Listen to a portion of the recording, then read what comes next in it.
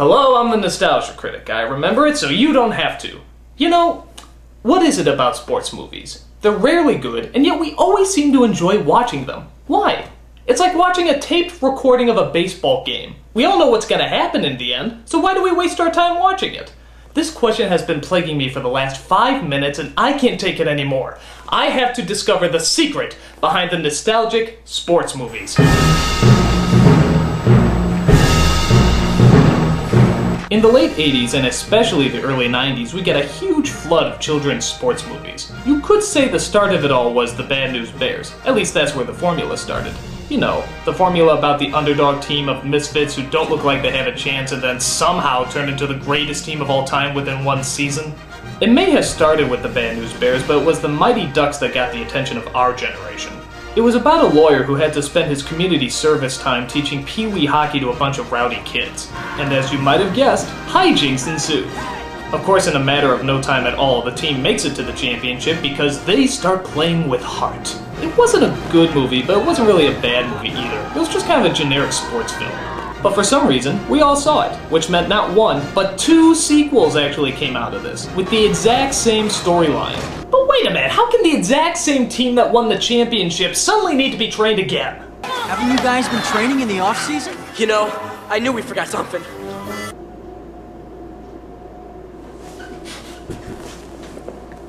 That's really lame.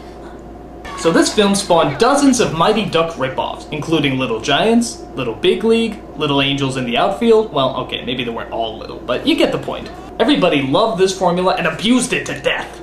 And if there's anything these films have taught us, it's that there's a very specific type of team you need in order to beat the championships. For example, you always need the fat kid. The kid who does nothing but apparently eat food and talk about how much he likes eating food. After that, you need the geeky kid. The kid who always overanalyzes everything and has to wear glasses so that you automatically know that he's the geeky kid. Which I highly resent, by the way. And then, of course, you need the girl. The only single, solitary female who shows that girls can do anything that boys can.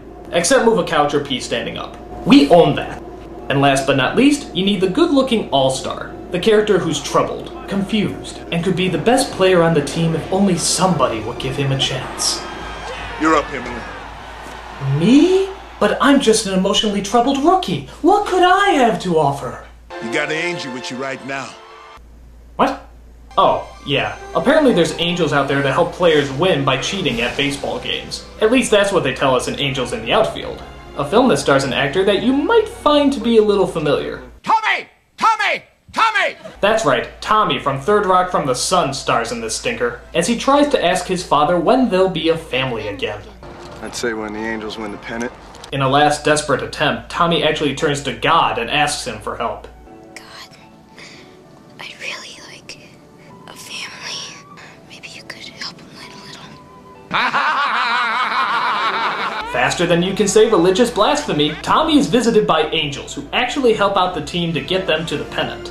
Now what sense does that make? Are you seriously telling me God is up in heaven somewhere saying, "A nasty earthquake kills billions? Sorry, not really my department.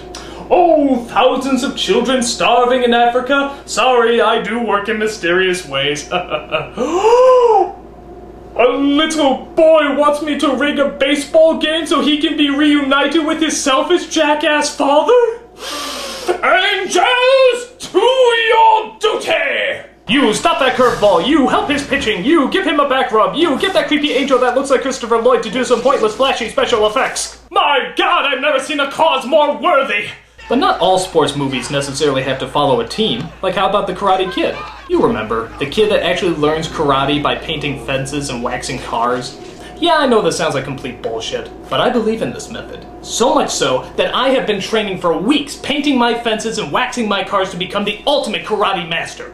And now, I think it's time to put my newly founded teachings to the test. This is my opponent, and now I will demonstrate the brute fighting force that I have become.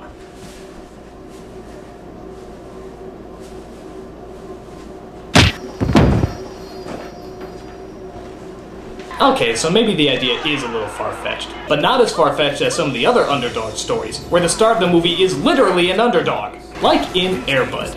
Yeah, you remember this piece of shit, right? The movie about a dog who is actually allowed to play basketball. In what universe is this? You checking your rule book? He's right.